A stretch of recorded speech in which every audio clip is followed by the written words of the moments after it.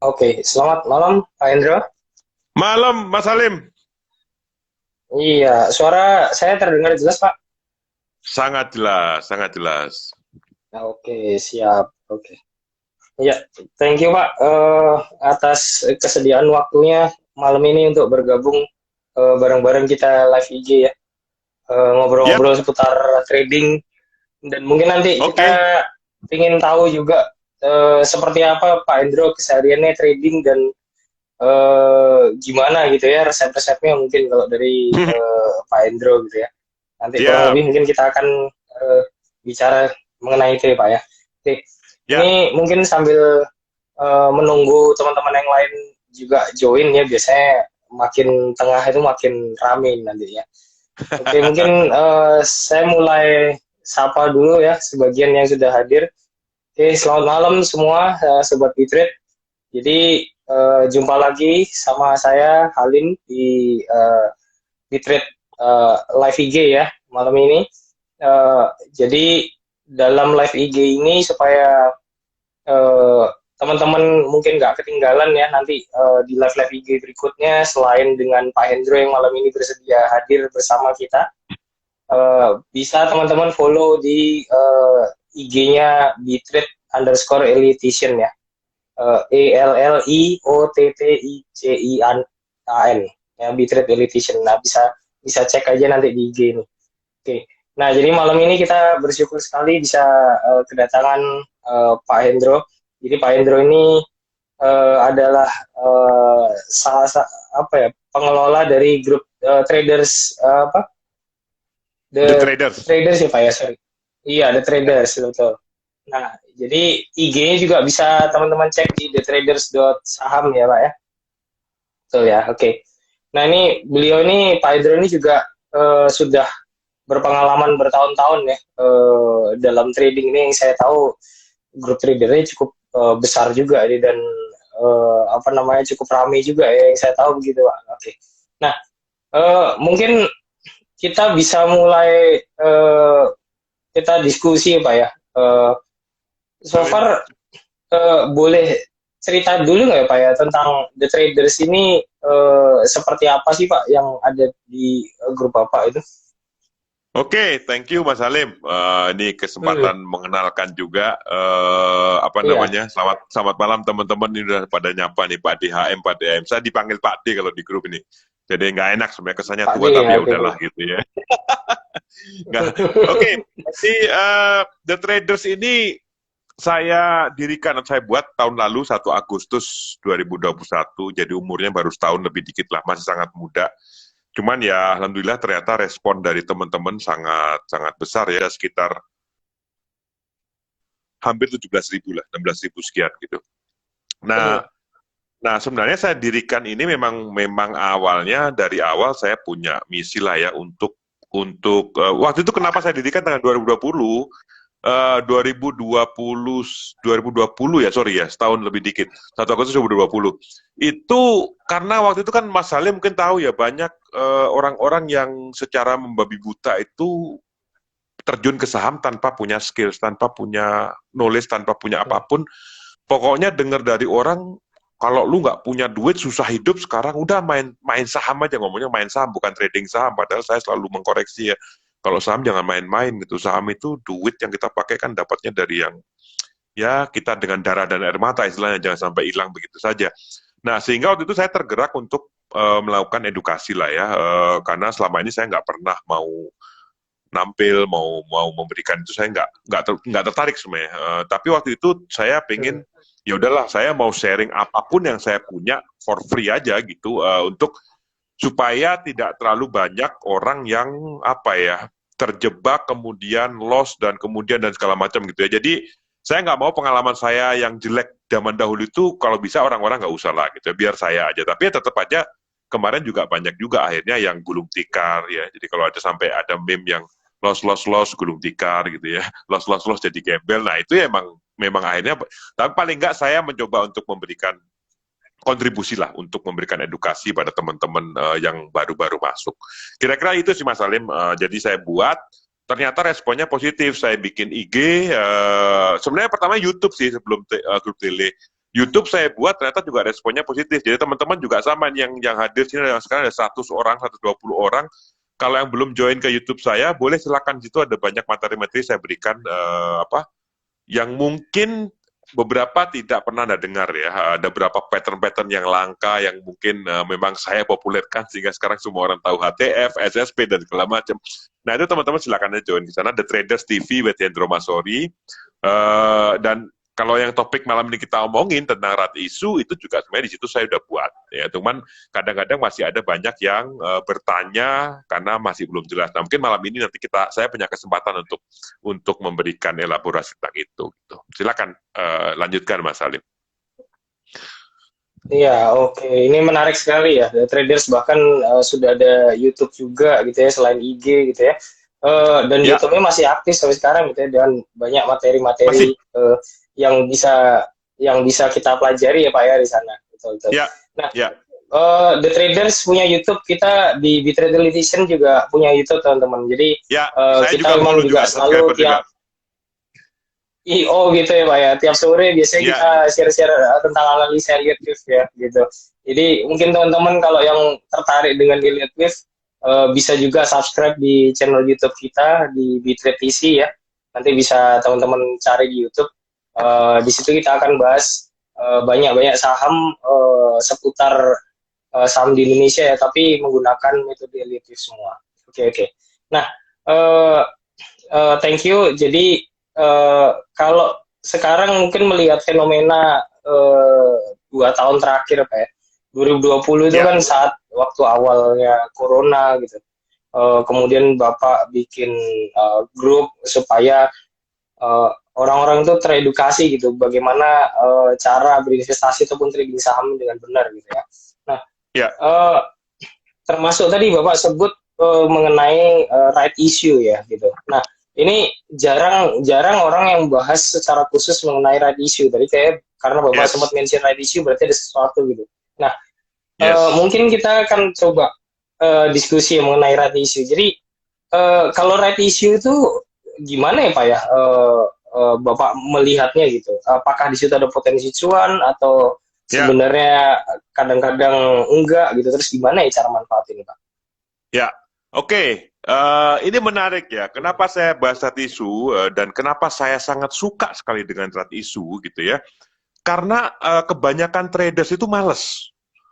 Lihat jadwalnya aja tuh panjang banget gitu, ada 10 lebih gitu, mulai tanggal ini, tanggal tanggal tunai, tanggal ini, perdagangan mulai segala macam. Jadi orang udah apaan sih gitu ya. Padahal sebenarnya kalau yang yang bisa dan belajar benar tentang rat isu, mereka tahu benar bahwa ini adalah salah satu. Jadi kan untuk menghasilkan cuan itu kan banyak sekali ya Mas Salim ya, macam-macam lah caranya. Bisa use. Saya tahu Mas Salim juga jagoan Elliott Wave ini kan, udah ada gelarnya dan segala macam gitu ya. Ada yang pakai Fibo, ada yang pakai apa, ada yang trading cepat, ada yang invest, ada yang apa. Nah, ada beberapa, nggak banyak orang-orang ya, mungkin termasuk saya, mungkin saya trading juga ya. Tapi kalau udah corporate action, itu nggak banyak orang yang tertarik. Kenapa? Karena emang nggak ngerti, apalagi rat isu gitu. Rat isu dipikir rat isu itu kan banyak orang berpikiran ya. Rat isu itu hanya saham, perusahaan udah ada ngeluarin saham untuk nyari duit supaya dapat duit. It's not only that gitu loh.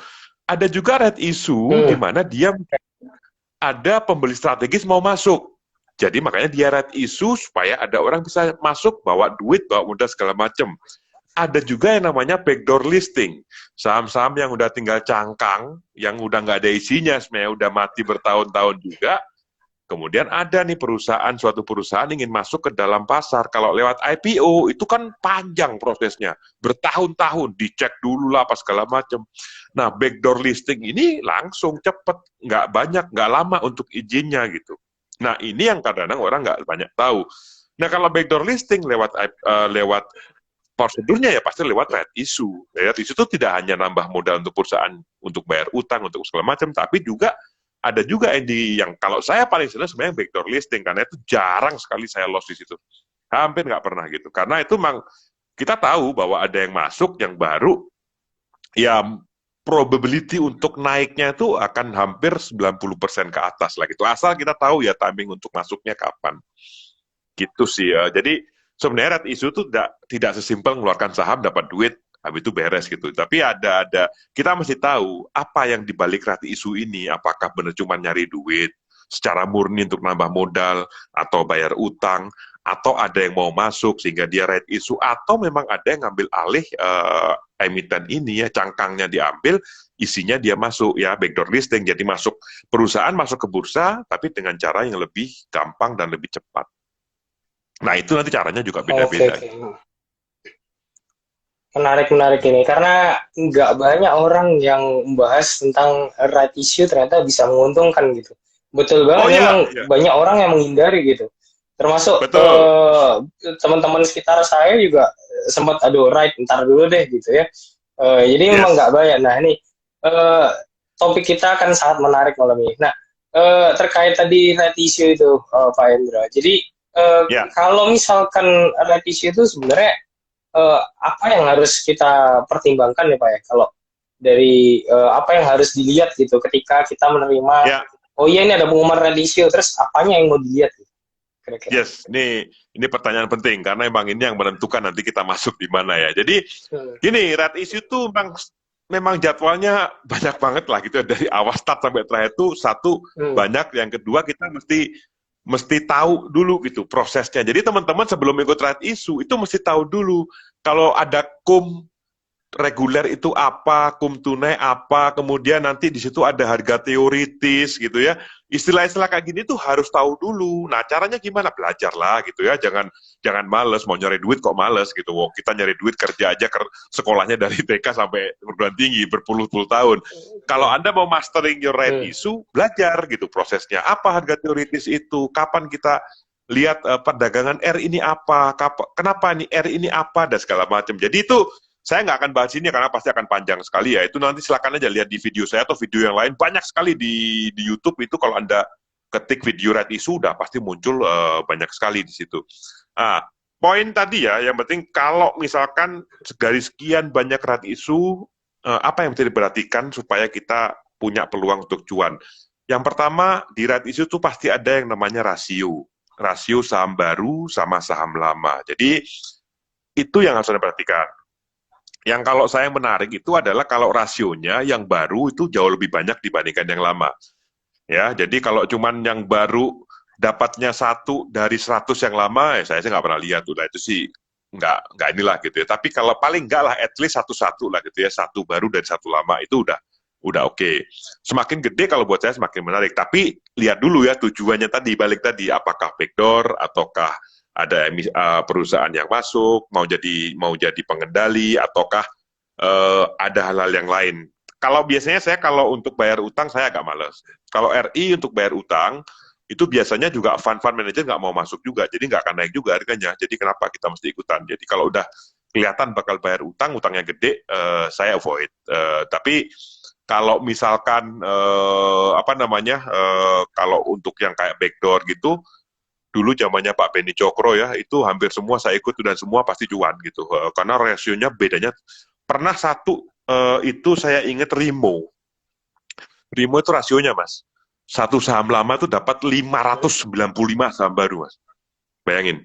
Satu saham lama itu dapat 595 dengan harga tebus yang jauh di bawah.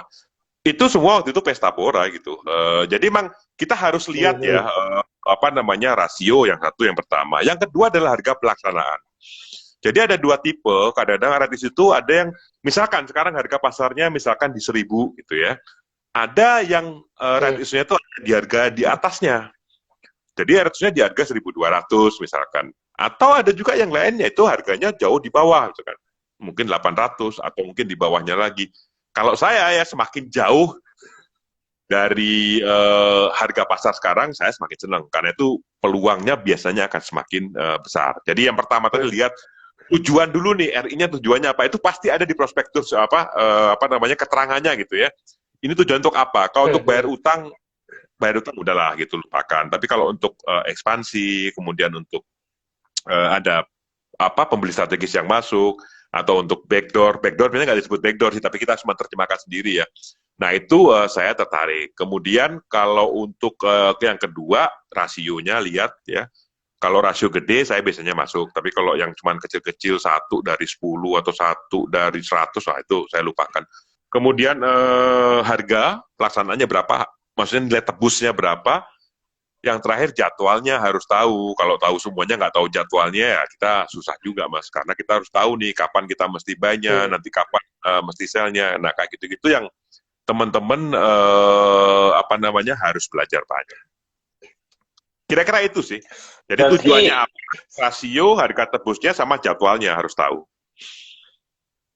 hmm, berarti kalau dengan Pak Hendro ini, misalkan kita sudah punya sahamnya, kemudian dapat right-nya gitu, memang right-nya tujuannya untuk didagangkan lagi, ya, dijual lagi ya, bukan untuk kita eksekusi gitu ya Pak ya? Oh, tergantung. Tergantung. Itu juga ada strateginya Oh, sendiri. Jadi emang, tergantung. ya, ada Oh, saya oke. dapat dapat R, saya langsung jual. Ada yang saya tebus. Kayak kemarin terakhir yang saya cuan lumayan tuh BBKB saya tebus. R-nya kemudian jual. Hmm, Waktu itu cuan bangsa 50%-an dalam waktu berapa hari, ya oke lah gitu. hmm. Iya, tergantung sih. Saya biasanya sih lihat dulu gitu. Kalau misalkan, karena gini Mas, kalau kita nebus itu kan ada jarak ya antara kita nebusnya sama nerima sahamnya kan. 2 hari kalau nggak salah, 2 hari Ya, atau betul. 3 hari. 2 hari, betul. Nah, 2 hari, kadang-kadang kalau betul. kita udah mikir, misalkan, udah mikir nih, N-nya ditarik ke atas gitu ya. Kalau kita mikir, misalkan besok mikir ini kayaknya besok bakalan turun lah, apa segala macam. Saya lebih baik jual R-nya, Hmm. karena kalau nggak kita tebus, pada saat sahamnya timbul tuh dia udah turun ke bawah kan rugi kita gitu. Jadi ya it depends gitu. Oh, Ada oke, oke. jarak waktu ini yang kadang-kadang kita harus pikirin, karena kalau tebus nggak bisa dapat langsung loh. You mesti wait until 2-3 Hmm. days gitu baru dapat. Nah, 3 hari itu anything can happen. Kalau volatilnya luar biasa, saya pasti jual R. Saya nggak pakai mikir gitu. R jual dari duit selesai gitu. Nggak usah deg-degan lagi gitu maksud saya. Oke, oke. Berarti berarti situasional ya, nanti tergantung kondisi dan Yes, prediksi kita kira-kira gerakan harganya akan gimana ya, ya. Betul, betul. Oke. Nah, ya, Pak, kalau mungkin lihat contoh kasus nih, kan beberapa mungkin sebulan belakangan ini kan right issue ada beberapa ya. Kayak ada banyak, contohnya right issue Waskita, terus right issue BBHI gitu ya. Eh, ya. eh, Kira-kira kalau kayak right issue Waskita itu berarti right issue yang mungkin harusnya dihindari ya Pak ya, atau gimana kalau menurut Pak Indra? Ya, saya mungkin gini dulu, cerita dulu teman-teman tahu red issue itu mesti diperhatikan rasio sama harga tebus kenapa. Jadi ini kisah awalnya tuh Hmm. tahun 2013 ya, saya cerita dulu dari sana. Itu saya nggak sadar ya, nggak tahu tentang red issue, nggak tahu apa-apa, masih baru masuk pasar. Saya masuk pasar 2011, 2013 itu saya beli saham CENT, CENT. Hmm. Saya masih ingat hari Kamis, ya hari Kamis, saya beli di harga 1.840-an, 150 lah sekitar itu. Kaget kan. Sen sekarang 200 Pak, dulu pernah 1.800 dia. Januari 2013 itu dia di harga 1.800-an. Kemis ya Mas ya, saya buat sepatu saya beli. Jumat Hmm. sambil nyetir. Nah ini jelek nih. Saya dulu addicted to trading ya. Jadi saya nyetir pun saya taruh HP saya di sebelah saya lihat gitu. Terutama pas buka jam 9 saya pengen lihat gitu. 9 pas 10 dulu ya. Mungkin masih jam 10 waktu itu, belum jam 9. Saya beli kemis 1.840 hari Jumat pagi, bukanya tuh di 234. Sampean kalau megang saham kayak gitu lemes gak badannya? Saya lemes Mas. Ini apa? Saya restart kan HP saya. Betul, betul. Loh, tetap dari 1.840 saya open di Jumat itu 234. Itu darah saya ngalir dari kepala ke kaki untuk nggak stroke gitu loh. Jadi itu benar-benar pengalaman pertama saya dengan red issue, saya kaget gitu kan, tanya sama senior saya lagi gitu. Oh itu kan red issue katanya, Hmm. emang segitu. Loh, kenapa jadi 234? Iya, tapi ntar lu dapat R, segini-segini, sebenarnya sama aja. Nah, dari situ saya belajar karena ternyata waktu itu adalah dia 1.840, harga tebusnya di 100. Perbandingannya, satu saham lama dapat 12 saham baru. Jadi harga teoritisnya memang jatuhnya di sekitar 234, 236. Nah, saya kan nggak tahu gitu. Hmm. Jadi ini yang harus teman-teman sekarang belajar kalau mau ikut trade isu, cari cara dulu, cara ngitung harga teoritis gimana, supaya Anda tahu nanti pas X date itu nggak kaget gitu. Loh kok tiba-tiba segini? Karena kemarin masih ada ya, dia ikut BBHI, dia beli di 9 ribuan, nah begitu X date, dia DM saya, Pak HM, ini kenapa OLT saya error ya? Hah? Error gimana? saya kemarin beli di 9.000 Pak, ini kok sekarang kok OLT saya 7.000 ya. Jadi banyak masih teman-teman yang nggak sadar bahwa dia tuh pada hari itu ada harga teoritis. Ya jadi makanya teman-teman selain trading juga harus perhatikan perusahaan ini sekarang ada corporate action nggak, terutama red issue ya. Kalau isu di bawah gitu, Anda jangan kaget tiba-tiba ex-date-nya. Makanya saya di grup saya ingetin terus gitu ya, bahwa ex-date, besok ex-date yang nggak sadar, tolong besok diperhatikan bahwa saham ini akan ada di harga sekian, kira-kira gitu. Supaya mereka juga punya awareness tentang itu. Nah, kalau kembali tadi ya, meskipun saya bilang kan, sebenarnya saya kemarin pas kita, itu di grup saya ngajak untuk saya ikut. Cuman waktu itu saya bilang, ada jejak digital di bawah, tapi ikutnya jangan banyak-banyak. Tidak seyakin kalau saya waktu Same. Kalau Same waktu itu kan memang si MTech mau masuk ya. Jadi waktu itu urusannya adalah si Same akuisisi si Elang Mahkota. Ya sebenarnya sih pertanyaannya rumornya adalah mau backdoor listing si Elang Mahkota, si ini mau masuk dijadikan sebagai emiten si Elang Mahkota. Tapi ternyata akhirnya akuisisi dari si MTech Group. Nah, itu saya yakin benar tuh. Kalau kayak gitu itu udah pas. Sehingga saya waktu itu berani menggait di grup besar, Mas, yang 16.000 itu. Silakan dicek ke teman-teman di sana itu. Dari awal saya bilang, saya akan pandu nih. Kapan waktu belinya, kapan waktu jualnya, kapan terjadinya mulai perdagangan dan segala macam, saya pandu itu. Karena saya yakin ini pasti menguntungkan. Dan memang Same waktu itu yang ikut saya, RI yang pertama ya, mungkin mestinya di atas 50% pasti dapat lah. Saya aja dapat di atas 60-70% kok. Dalam cuman waktu 2 minggu gitu ya, 2 minggu 3 mingguan, which is good money gitu. Maksud saya, Anda kadang-kadang invest sampai setahun-tahun, bertahun-tahun, dapatnya cuma 30%. Ini saya dapat 7% dalam 2-3 minggu gitu. Dan itu ada saya tunjukin buktinya juga, screenshotnya. Kemudian Same, habis itu BPKP. Nah itu BPKP orang banyak yang loss, banyak apa segala macam, turun terus. Ya salah masuknya gitu, karena dia nggak ngerti tentang proses RI-nya. Kalau di grup saya jelasin BPKP waktu itu, kapan saya masuk. Jadi saya masih ingat banget kok, saya masuk 35. Jadi begitu diumumin, dia turun terus, Mas. ARB 3 kali, ARB keempat saya tungguin. Kalau dia mantul, saya sikat. ARB keempat itu dia di 338 kalau nggak salah. Langsung buka ARB, nggak lama kemudian mulai dimakan habis, naik, saya makan di 350. 350, kemudian teoritisnya dia besoknya itu di 310 bukanya. Tapi begitu buka, ditarik kenceng banget sampai 382. Topnya, saya masih ingat banget angkanya, 382. Begitu turun, saya buang 370. Jadi induk saya beli 350, saya jual 370. Induknya udah untung. R-nya gratis dong. R-nya gratis, saya tebus semua 200. R-nya gratis, saya tebus semua 200. Tinggal jual aja. 300 ke atas saya jual aja, santai aja gitu jualnya, nggak ada masalah. Untungnya berapa? 50% lebih. 50%. Iya, dalam waktu berapa? 2 minggu. Di mana dapat duit itu? Nah, ada satu nih lagi ya. Ini cerita yang mungkin tidak akan pernah terjadi lagi, ya. Tidak akan pernah terjadi lagi. Itu BEX. BEX itu di tahun berapa ya? Tahun Agustus 2016. Karena saya ikut waktu, saya masih ingat banget. Jadi waktu itu harganya pas kumdit, Mas Salim, itu harganya sekitar 107, 106 lah gitu. Nah, dia itu perbandingannya itu kira-kira 3:1 deh. 1 lama dapat 3 yang baru. Ya, harga tebusnya berapa? Harga tebusnya di book value dia di angka 18 perak. Sehingga kalau dihitung pada saat kumdit, harga teoritisnya itu ada di angka 39 perak. Which is below 50. Anda tahu dong, nggak mungkin kita lihat pasar buka di bawah 50, mana ada pasar buka 39. Pasti buka pertama udah 50. Jadi besoknya yang eksekusi RI, yang ikut RI Dikum, yang harusnya buka 39, pasar buka aja udah untung 30%. Karena dia otomatis buka di 50. Dan you know what, hari pertama itu, pas exit dari 50, dia arah, Mas, 67. Berapa persen tuh sehari? Dari 39 ke 67. Dan you know what, besoknya arah lagi, Mas. Hampir 100% tuh. Loh, besoknya ke 90. Jangan salah. Lihat, cek grafiknya itu ada. Udah, itu berapa tuh? 39, Wah, 90. Besoknya masih arah lagi 121. Sebelum itu ARB ya. Bayangin, tiga kali 39 lipat Pak untungnya. 4 kali lipat ke 120.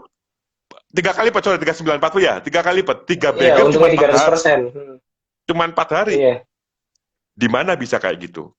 Ya itu saya bilang, itu nggak akan terjadi lagi sih. Itu ya something yang kasus sangat jarang ya. jarang. Ya itu ya yang dapat ya emang rezekinya bagus lah gitu. Karena itu jarang lah. Saya sih mikir waktu itu saya nggak keluar di atas juga, nggak sanggup juga. Merasa udah sekali gitu, udahlah jual. Arah pertama saya udah keluar, ya sudah rezeki saya sampai situ kan. Gitu. Tapi Hmm. maksud saya mau nunjukin bahwa memang apa ya, red issue itu sebenarnya kalau Anda ngerti semua detailnya, Anda bisa minimalkan risknya.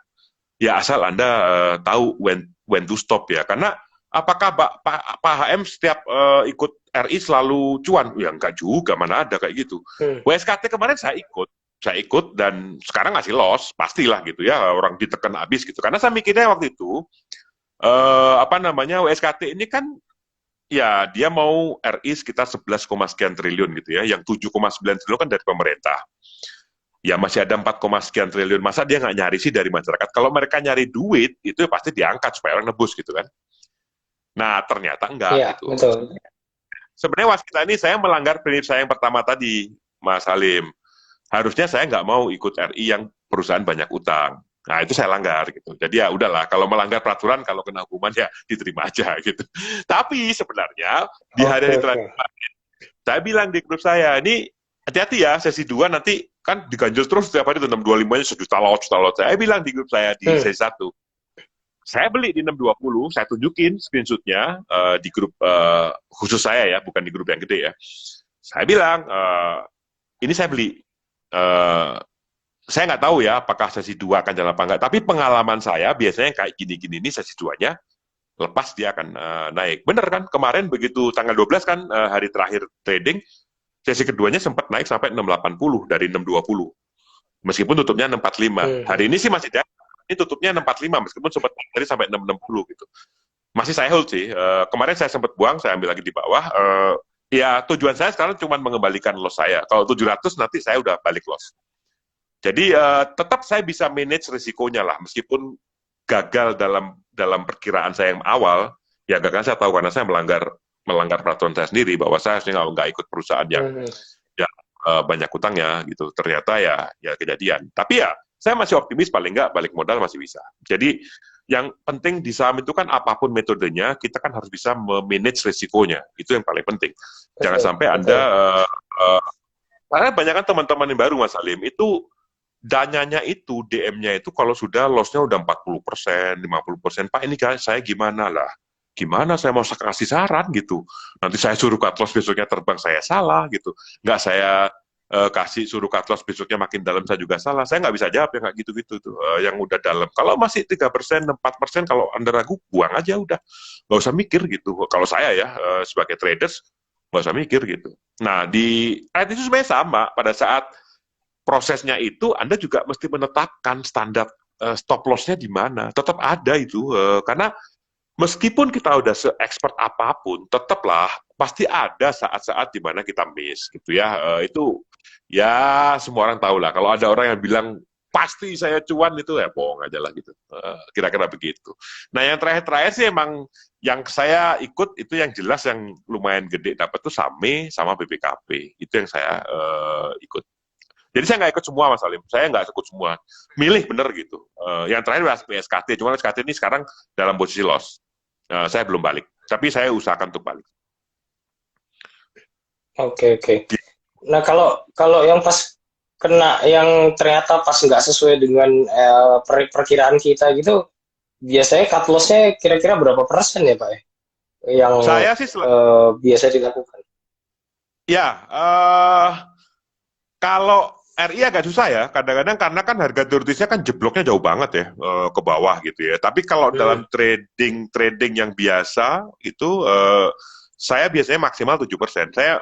Saya orang yang ikut Onil lah gitu. Onil biasanya 7%. Ya sementok-mentoknya kadang-kadang kalau misalkan cobalah dikit lagi itu 10% saya udah cut. Oke, oke. Maksimal. Ya, Maksimal. tapi Saya berarti nggak akan tahan. berarti Gitu.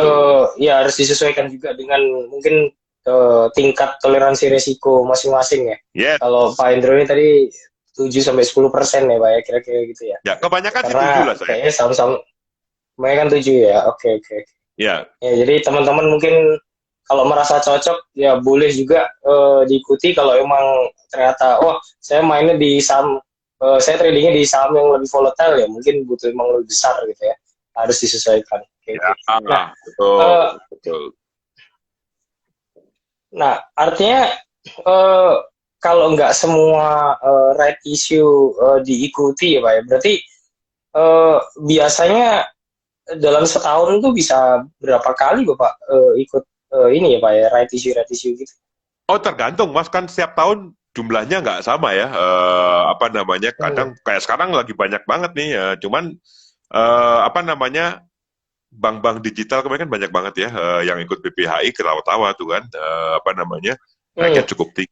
Sekarang ke depan juga masih ada beberapa yang sebenarnya menarik, tapi sekarang masih masih rumor, saya belum dapat benar-benar kepastian lah gitu, masih apa merencanakan untuk nah ini saya nggak terlalu seneng dengan dalam tanda kutip gambling bahwa ini akan jadi segitu, karena kadang-kadang merencanakan sekian sekian sekian pada saat pengumumannya itu jauh banget gitu, apakah dari harga tebus atau rasio segala macam berubah. Waskita kemarin sama itu, sebelumnya rumornya udah fix nih sekian sekian sekian sekian, begitu dia mengumumkan beda, rasionya beda, harga tebusnya juga beda, dari 480 terus kemarin naik berapa gitu. Jadi saya sih biasanya kalau untuk right issue, plan-nya itu nunggu dulu pengumuman resmi dari emitennya. Nah sekarang ini akhirnya ini, biasanya itu pengumuman agak lama tuh, tapi terakhir-terakhir ini mereka Hmm. pepetin dengan syarat minimal dari BEI, biasanya mereka kurang seminggu baru umumin tuh, kayak kemarin BPKP juga kurang seminggu ya. Nah itu dari situ biasanya kita akan nyusun, lihat dulu gitu, apa reaksi pasar dulu, nah baru kita bikin plan. Tapi yang jelas seleksi pertama saya ya itu tadi ya, pertama tujuannya apa, yang kedua rasionya gimana, gede apa enggak gitu, yang ketiga harga tebusnya di mana. Kalau harga tebusnya di atas saya udah lupakan, males saya kalau gitu, karena kebanyakan sih nggak berhasil gitu. Maksudnya nggak berhasil dalam artian nggak cetak Hmm. cuan. Pernah itu BABB kayak gitu ya, di harga 50 nih, 50 mati gitu. Waktu itu rame itu. Dia red issue di harga 100. Kan rame, wah 100 nih, pasti dikerek ke sana, pasti dikerek ke sana. Enggak, belum tentu, saya bilang kan. Bapak ikut nggak? Enggak, saya nggak akan ikut. Pokoknya yang di atas-atas itu saya nggak ikut. Jadi ada yang akan spekulasi, makan kan 50, dimakan 50. Sampai R-nya selesai nggak gerak juga, 51 aja nggak gitu. Tetap aja 50 gitu. Nah itu kan makin susah jualnya, dia jualnya di nego. Lakunya berapa? 35, jangan 35, 40. Jadi rugi gitu. Jadi tetap teman-teman mesti perhatikan juga itu tujuannya, rasionya, sama harga tebusnya. Sama jadwal yang Oke. terakhir, itu penting. Nah, kalau misalnya contoh kasus yang kayak BBHI yang kemarin right issue itu Pak, itu kan harga tebusnya kan jauh tuh dari harga marketnya. Harga marketnya waktu itu Ya, masih berapa ya? Hampir 10 ribuan kalau nggak salah saya ingat. Tapi tebusnya cuma ya, harga 200-an ya. 478 ya. 400 ya. Nah, itu kan kayaknya menarik kalau misalkan dapat 478, Ya, paling harga teoritis mungkin sekitar 5 ribuan, ya, 6 ribuan ya waktu itu kalau betul, nggak salah. betul. Itu kan langsung Ditarik kan cuannya tapi gede. kan. Nah, ditarik. Berarti Iya, ini BBHI termasuk salah satu pertimbangan right issue yang bagus juga ya ya, kemarin ya. Berarti. betul. Saya sebenarnya saya nggak ikut kalau tanya BPI, Bapak nggak ikut nggak? Nggak. Kenapa? Bukan masalah nggak menarik. Saya kelewat karena ngurusin yang lain apa segala macam. Tiba-tiba udah naik. Nah, Hmm. kalau udah naik saya males. Saya udah males sudah. Kalau udah ketinggalan gitu saya nggak. Saya orang yang nggak terlalu FOMO sekarang. Dulu awal-awal iya ya. Pada saat awal trading. Hmm. Tapi sekarang setelah 12 tahun trading, kalau udah ketinggalan gitu, udahlah saya lupakan aja. Udah nyari yang lain aja. Masih ada 700 saham yang lain gitu. Tapi ya sayang sebenarnya, karena kalau waktu nggak miss saya pasti ikut, karena rasionya nggak jelek-jelek banget kok, nggak jomplang-jomplang banget, nggak sampai Hmm. satu-satu sih. Tapi yang menarik buat saya tuh harga tebus di bawah itu selalu menarik. Semakin jauh semakin menarik buat saya gitu. Karena biasanya kemungkinan besar ditariknya lebih tinggi. Oke. Nah, kira-kira Kalau dalam beberapa minggu ke depan gini ya, apa kira-kira revisi yang menarik kalau buat Pak Hendro ya?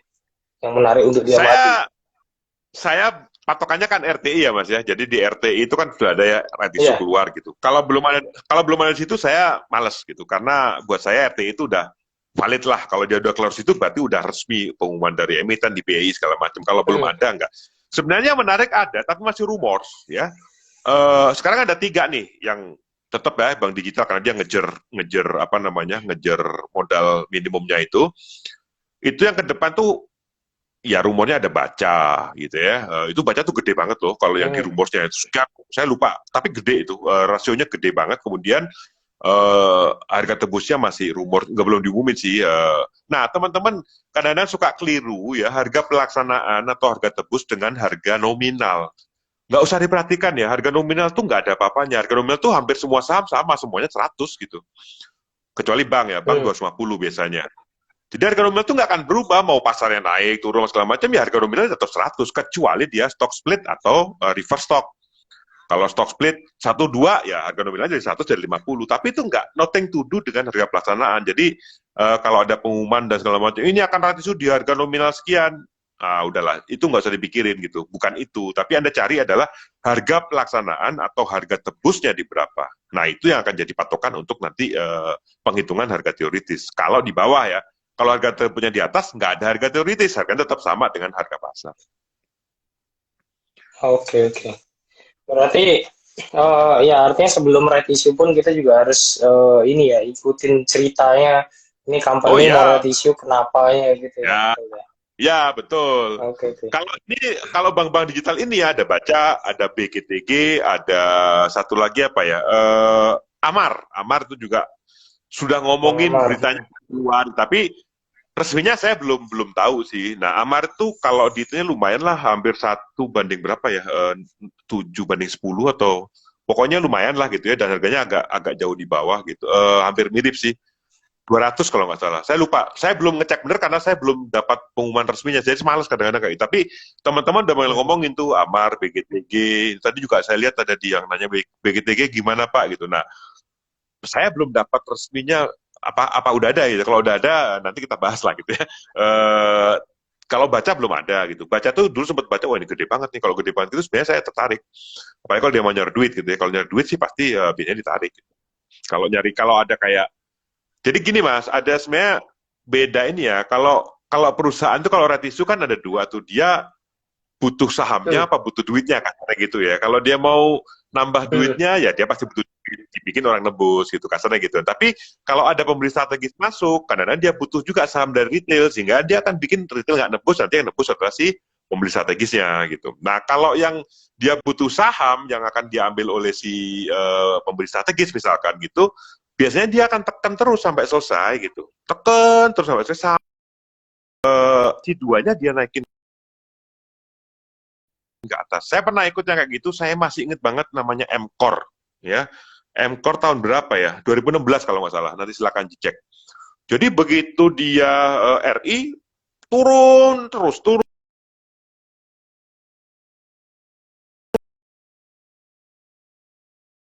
C1-nya. C1 RB, saya masih ingat di 103 harganya. Pasti benar nih, silakan cek chartnya. 103, sesi 1 saya makan. Saya tahu ada waktu itu saya punya masih grup kecil doang, ada 7 orang. Saya makan bareng 103, ya. Sesi 2-nya ditarik, Mas. Langsung jalan, arah. Jadi sehari doang itu saya cuan sekitar 60%. Dari close-nya kalau nggak salah 153. Jadi dari 103 ke 153 dalam sehari. Dalam satu sesi, sesi 2 doang. Jadi kita mesti tahu ini perusahaan kira-kira gimana ya, butuh duit atau butuh saham, bakalan ditekan atau bakalan ditarik di awal, bakalan di, nah itu ilmunya ada lagi gitu ya. Jadi itu memang memang rumit sih kalau dibilang Pak rumit banget, iya. Tapi you kalau mau dapat duit ya memang mesti Hmm. belajar gitu. Kalau kamu udah tahu dan seluk Wajar, beluknya wajar. segala macam, nanti dapat duitnya juga bisa bisa lebih jelas gitu. Meskipun tetap ada risiko ya, tetap manage risiko itu harus dilakukan ya. Apapun bisa terjadi di saham. Jadi nggak boleh Anda langsung all in semuanya masukin sama margin-marginnya. Waduh itu yang pusing saya karena masih banyak yang melakukan kayak gitu ya. Begitu yakin, nggak cuman semua cash mas, ditambahin margin jedok juga gitu. Jadi margin. Pak gitu. Margin management katanya gitu, bukan money management gitu. Jadi ini yang susah ya. Saya masih kayak teman-teman ini masih yang pengen banyak banyak yang masih pengen seneng apa ya, kayak dengan cepat. Nah, itu yang bahaya sebenarnya. Karena ya I've been there dan that gitu dulu, tapi saya ngerti sih, makanya saya nggak terlalu ini juga ya saya juga ngelakuin dulu gitu ya. Jadi ya sudahlah gitu. Nanti akan get the point dan learning bahwa itu nggak benar gitu. Mudah-mudahan ya, hopefully sebelum karena banyak juga yang pensiun mas gara-gara pakai margin. Iya, iya, iya. Gitu. Betul. Jadi teman-teman, risk management tetap harus dijaga juga ya, walaupun Ya, revisi ini keuntungannya sedep banget, tetapi salah satu menjaga risiko yaitu tadi meneliti lebih dalam ya, perusahaan ini ya, akan seperti apa, kira-kira akan seperti apa. Itu memang kelihatannya ribet, ya, tapi itu adalah bagian dari risiko manajemen, termasuk dalam pengaturan ya, seberapa banyak cash yang dipakai gitu ya Pak ya. Betul. Oke. Nah, ya, eh, ya. kalau dalam right issue gitu ya, tadi kan sempat Hmm, Bapak mention di BBKP gitu, ketika pengumuman mau right issue terus sahamnya sempat turun, kemudian baru rebound. Nah, kalau Bapak menentukan entry point untuk mengambil ini saham yang buat pokoknya supaya dapat right issue itu gimana Pak? Bapak menentukannya saya harus entry kapan gitu supaya dapat cuan pokoknya juga right issue, right-nya juga bisa untung gitu. ya. Saya sebenarnya paling tertarik itu kayak BPKP itu. Kalau ada yang misalkan rate isunya lumayan gede ya. BPKP kan 1:1 ya, kira-kira lah 100.000 sekian banding berapa Hmm. gitu. Pokoknya sekitar 1:1, which is saya gede Hmm. gitu. Kemudian harga tebusnya waktu itu di 200.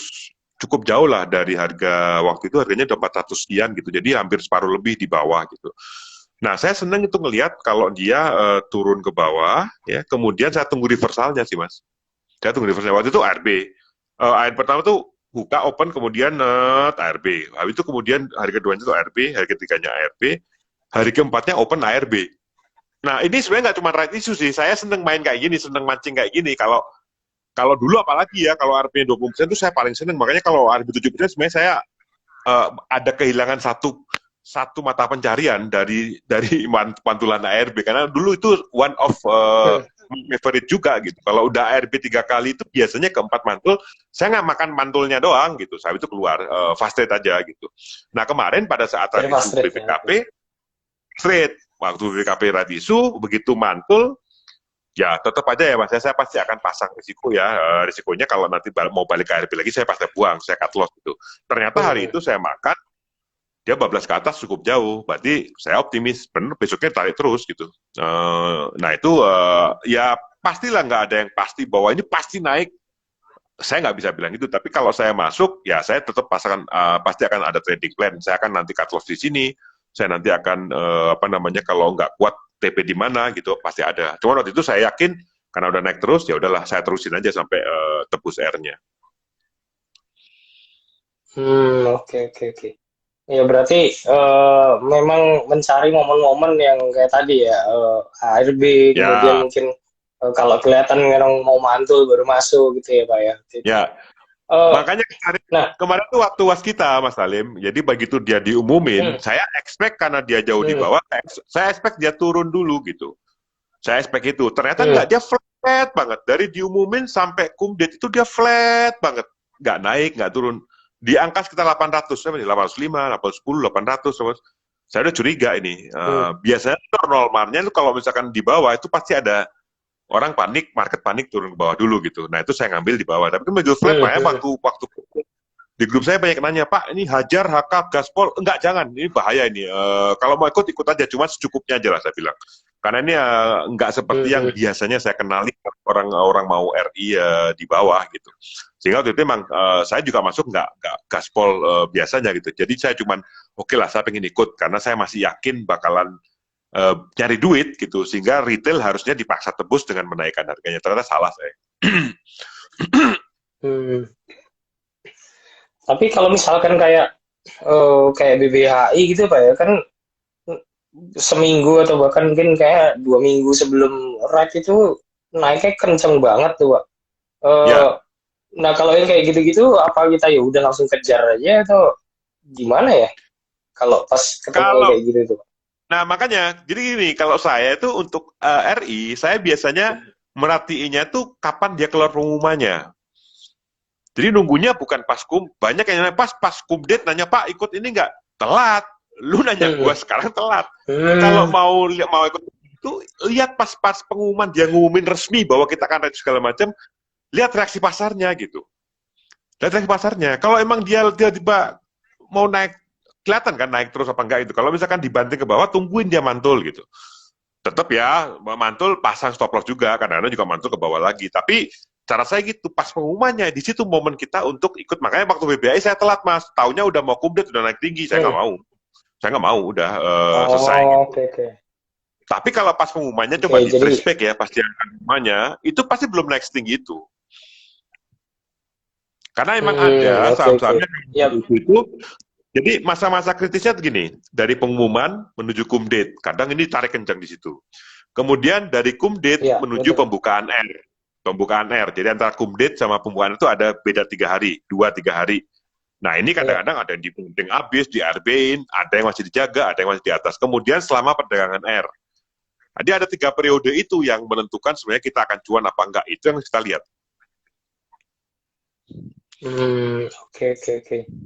Jadi nggak serta-merta langsung, oh ini oh hari ini kumdet atau mungkin besok kumdet gitu kita masuk aja. Jadi nggak selalu begitu ya Ya, Pak ya. Emang harus jadi mungkin dari pas diamati dari bahkan mungkin seminggu, 2 minggu, 3 minggu sebelumnya gitu ya bahkan ya.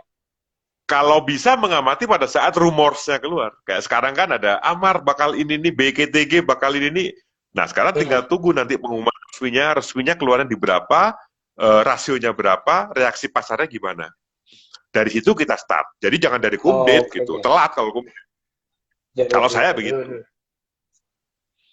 Oke. Nah, Om, Pak Hendro, selain dari metode yang right issue ini, Pak Hendro apakah ada trading dengan cara yang lain ya, Pak ya? Selain right issue. eh Jadi kan karena ya, right issue ini kan nggak setiap saat gitu ya. yes. Ini sebenarnya artis itu kayak apa ya? Kayak ular piton gitu ya. Sekali makan, jeglek, udah gitu. Habis itu puasa gitu ya. Karena nunggu jadwalnya lagi kan lama Iya, lagi. betul betul. Mm-mm. Sehari-hari saya fast trade kebanyakan sih mas. Ada sih swing tapi yang jelas bukan investor ya. Saya nggak betah nunggu lama. Jadi saya kebanyakan pakai technical klasik aja, gambar-gambar pattern yang apa namanya, yang udah confirm, kemudian ya sama volume lah, VPA lah ya, volume price analysis ya. Jadi volume Mhm. kenaikan jebol pattern diikuti volume, nah kadang saya masuk ke situ atau ngambil di bawah. Jadi basically saya sebenarnya banyak beberapa pattern-pattern yang langka yang saya buat videonya dan sekarang mungkin semua orang banyak tahu dan rame itu kayak HTF ya, high tide flag itu atau SSP itu kan Onis. Jadi saya banyak ngambil dari ya bolehlah disebut saya sebagai penganut Onil lah ya, tapi ada modifikasinya karena Onil itu semuanya kan makan di atap ya. Nah, saya orangnya agak agak kadang-kadang serem begitu ya. Jadi sekali-sekali pakai kalau pas lagi market bullish, saya berani apa buy on breakout itu ya berani gede lah gitu makan. Tapi kalau misalkan pasar kayak sekarang sideways atau nanti pada saat downtrend IHSG, saya banyakkan masih BOSS, bos buy on strong support gitu ya. Saya tungguin tahanan-tahanannya, tahanan jebol saya cut loss, tungguin lagi di bawahnya gitu. Nah kayak gitu sih. Lebih ke arah dulu saya Oke mempelajari oke. semua. Jadi Elliot Wave pernah belajar juga pusing gitu, aduh gimana nentuannya ABC 1, 2, 3. Nah, jadi akhirnya kembali ke yang paling simple, saya pakai technical klasik aja, gambar-gambar garis-garis, oh ini ada flag, ini ada penan, ini ada bentuk candle ya, bullish engulfing, apa segala macam kayak gitu aja mas, simple aja sih. Mhm. Oke, berarti Pak Hendro ini lebih cenderung tradingnya trading cepat ya Pak ya. Kayaknya Ya, mungkin 2 3 hari langsung out gitu ya Pak ya. kadang-kadang satu dua Terutama di jam market-market side di sini kayaknya butuh cepat ya. ya, apalagi sekarang, kalau sekarang jangan-jangan saya kan sering juga 2-3 jam udah keluar, karena ya itulah ya banyak scalper sekarang ya. Jadi kalau nggak ngikut Banyak scalper juga scalper betul. Iya, kadang-kadang kita ketinggalan, kita lost juga gitu. Jadi kalau saya sih ya udah ikut mereka aja, mereka makan ikut makan. Nanti gitu udah turun saya buang aja, udah gitu. Banyak ya, tapi tetap ada ya lah ya saham-saham yang memang saya simpan untuk ya bukan invest sih, invest itu kan tahunan ya. Ya paling untuk sebulan 2 bulan itu Hmm. suka ada juga. Oke, Cuman oke, susah, susah. makin Sekarang kena scalper-scalper tuh nyimpen-nyimpen gitu kadang udah menarik tinggi, balik lagi gitu. gitu ya. Oke, oke, oke. Menarik, menarik. Jadi bagi teman-teman yang juga tertarik ya dengan right issue, tapi sambil menunggu right issue ini kan memang butuh sabar karena untuk jadwal berikutnya. Jadi bisa juga tradingnya seperti Pak Hendro ini aja pakai analisa teknikal klasik ya, ada chart pattern, ada candlestick pattern gitu ya. Yes. Terus kemudian dari support resisten gitu ya. Nah di Ya, Bitrate sebenarnya. juga kebetulan juga pakai itu sebenarnya Pak, selain Ya, Elliott Wave. Jadi kalau Elliott Wave itu kan lihat peta besarnya, tapi kecil-kecilnya tetap sama, mirip kayak Bapak, pakai teknik klasik juga. ya, Dan kebetulan ya. mungkin bagi teman-teman kita juga ada kelas jago teknikal ya. Jadi itu yang memang benar-benar untuk teknikal dasar. Kalau teman-teman tertarik dengan seperti apa sih nanti strong support dan sebagainya, kita juga ada kelasnya, nanti bisa kontak IG kita. Nah ini Pak Indro apa juga ini ada kelas teknikal juga Pak? Enggak. Saya nggak buka kayak gitu-gituan. Kebetulan saya masih ada kerjaan di kantor, Mas Salim. Jadi ya saya nggak punya waktu lah untuk bikin Hmm. kelas, bikin apa. Paling saya ada bimbing grup aja. Ya grup eksekutifnya ada traders lah gitu. Ada beberapa orang yang di grup Hmm. itu. Tapi saya nggak sampai buka kelas gitu. Mau nyiapin materi juga nggak sempat gitu. Kalau buka kelas kan kita mesti nyiapin materi, nyiapin apa. Nah itu saya nggak punya waktu. Mendingan saya Iya, bikin YouTube betul, aja lah. betul. Kita sharing-sharing aja. Oke, oke. Karena bebas Oke, kalau oke. YouTube Nah terserah ya saya. teman-teman. Kalau terpaku dengan jadwal gitu kan. Nah takutnya saya nggak bisa. Iya, betul. Oke, oke. Ya. Jadi bagi teman-teman kalau yang mau ikut grupnya Pak Hendro juga bisa, grupnya di di Telegram atau WhatsApp Pak, grupnya mungkin teman-teman Telegram, biar Telegram, tahu juga. Telegram, Di grupnya namanya Telegram The ya. Traders. Cuma hati-hati ya, itu kalau Anda search The Traders, itu muncul beberapa The Traders, beberapa itu biasa mas penipuan, jadi seolah-olah nanti nitip uang apa segala Hmm. macam, logonya logo Hmm. saya, Hmm. gambar saya, dan segala macam. Ini kurang ajar tuh orang-orang itu. Jadi jangan, The Traders tuh nggak pernah minta titipan, nggak pernah minta duit, nggak pernah apa, all free ya. Jadi teman-teman kalau ada yang bayar, ada yang nitip, enggak, itu pasti bukan, itu pasti penipuan. Jadi logonya sama semua tuh, ada 3 atau 4 gitu. Saya sebel banget tuh kadang-kadang, tapi nggak bisa ngapa-ngapain juga, ngelaporin polisi males juga gitu. Ya udahlah gitu. Banyak di copy Oke, dan oke. dimanfaatkan. Karena beberapa dan DM saya udah store Pak. Lah store apa? Saya nggak pernah ya teman-teman untuk menerima titipan dana, speser pun saya nggak mau. Karena itu uh, ya saya memang nggak mau gitu. Karena itu tanggung jawabnya besar sekali. Saya nggak mau pakai duit orang gitu. Ya duit sendiri saya aja. Jadi Gitu. officialnya namanya grup The Traders, kalau di Telegram namanya apa? Sama kayak IG ini ya? Oh, enggak, The Atau Traders Group namanya. The Traders Group. The Traders Group disambung gitu. oke, oke. Ya. Jadi jangan sampai teman-teman salah masuk ya ke Iya, grupnya iya, traders ya, nanti kena tipu. Gitu. iya itu dia. Bitrate juga sebenarnya ada grup Telegram juga, Pak. Tapi mungkin Hmm, fokusnya lebih ke sharing-sharing info ya. Jadi artinya kalau ada news-news atau rumor-rumor apa, kita biasanya sering sharing, terus pandangannya secara itu seperti apa. Jadi mungkin teman-teman juga ya, kalau tertarik dengan yang tipe-tipe news begitu dan secara teknikal seperti apa, bisa cek juga di grup Telegramnya Bitrate. Eh, jadi nanti cari aja di Bitrate, Bitrate Talk gitu ya. Nanti ketemu silahkan masuk ya. Oke, oke. Nah ini eh, nggak terasa ya sudah hampir 1 jam ternyata kita oh iya ngobrol. ya, Nah jam segini ya.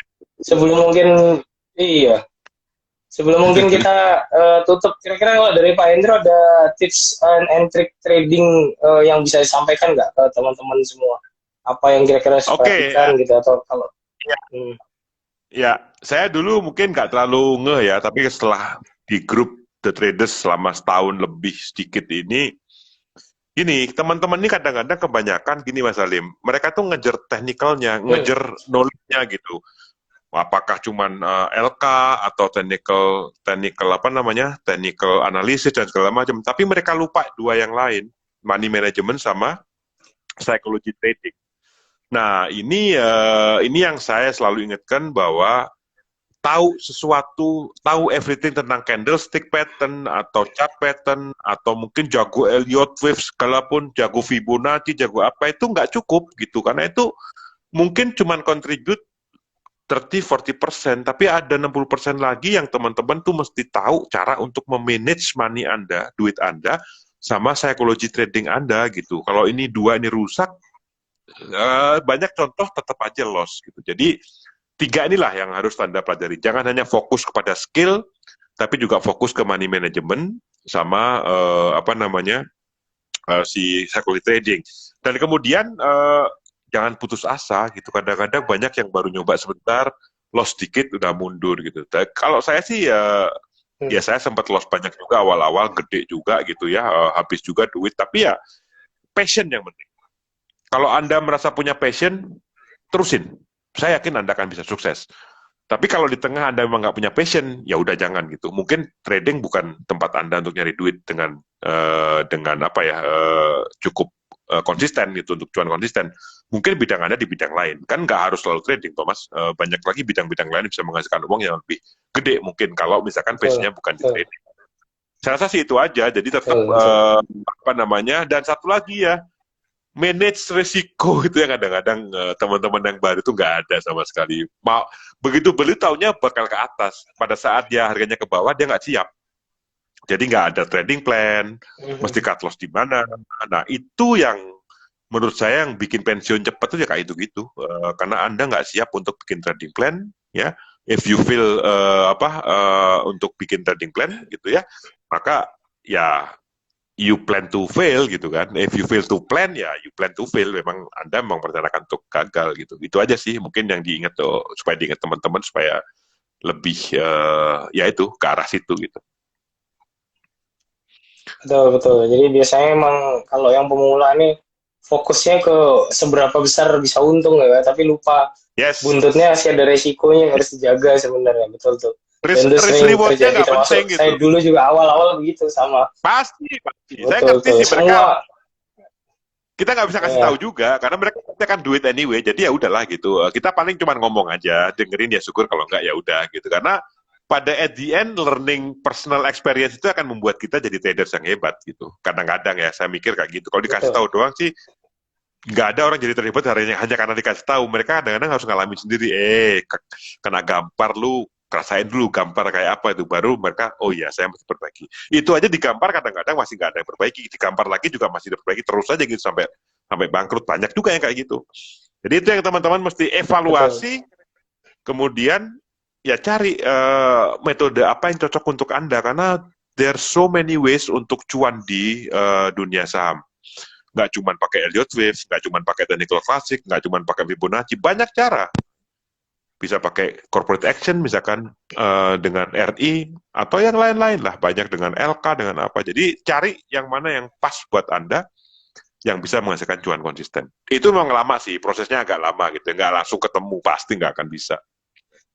But Betul, one day betul. when you Itu own it gitu, tinggal jalan aja. betul, betul. Setuju saya. Itu tergantung seberapa kuat kita juga mampu untuk bertahan ngasah ya sampai ketemu yang benar-benar cocok gitu. Betul, Betul, betul. betul, betul. Iya.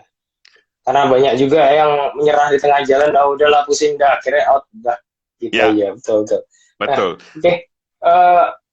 Thank you Pak Hendro atas kesediaannya waktunya sharing-sharing malam ini, sangat Sama-sama. menarik materinya ini. Nanti Materi retisio itu benar-benar jarang yang ya, bahas, betul.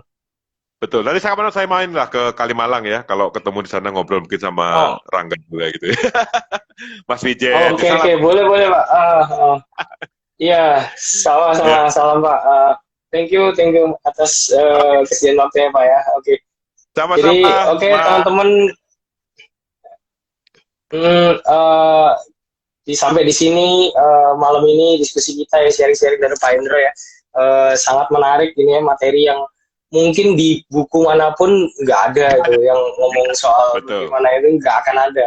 Jadi kalau mungkin scalping sudah ada bukunya, tapi ready-shoe saya rasa kok saya belum pernah nemu gitu ya. Jadi untuk mendapatkan materi-materi yang kira-kira menarik atau insight-insight yang menarik, ikuti terus IG kita ya di Trade Elitition, karena kita tiap minggu selalu akan ada mengundang narasumber-narasumber yang sudah punya pengalaman tahunan gitu ya dalam trading. Jadi bisa sharing-sharing gitu ya. Termasuk juga kita juga ada apps Elitition, kita baru launching, jadi teman-teman kalau mau bahas mau tahu insight ISG seperti apa, kemudian ada saham-saham pilihan kita itu apa aja, sampai kripto, komoditas dan sebagainya, bisa cek juga di apps kita. Oke, thank you Pak Indra sekali lagi atas kesediaan waktunya. Semoga sukses dan cuan selalu, Pak. Ya, Sip. terima kasih Juga terima kasih juga atas teman-teman semua.